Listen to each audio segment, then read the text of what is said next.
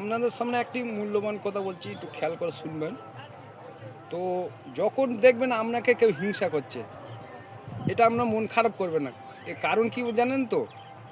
আপনার জায়গায় ও সে পৌঁছাতে পারেনি, তাই আপনাদেরকে হিংসা করছে, আপনার ক্ষতি করার চাইবে। ও জানে না ওর ওপরওয়ালা দিচ্ছে।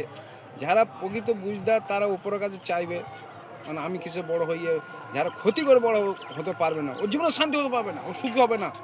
যে অল্পতে খুশি, সে কোটি টাকা দিলেও খুশি হবে। যে অল্পতে খুশি নয়, সে কোটি কোটি টাকারও সে তার খুশি হবে না।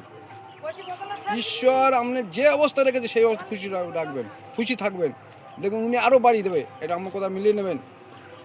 একটা ধর্মগুরুর সাথে আলোচনা হচ্ছিল, তা বললেন যে এই শাস্ত্র আছে, ওই আছে। আরে শাস্ত্র ফেলে দে, শাস্ত্রর বাইরে অনেক কিছু। যদি বলে কী প্রমাণ? যারা মাধ্যমিক পরীক্ষা দেখেছেন বা উচ্চ মাধ্যমিক বিভিন্ন, যারা 1 থেকে 10 রোল করে আর এমনি যারা পাস করে যায় 10 দুটো এক হবে কি? ওরা এক্সট্রা বেশি পড়ে, বেশি সময় দেয়, তাই ওই জায়গাটা পৌঁছাতে পেরেছে।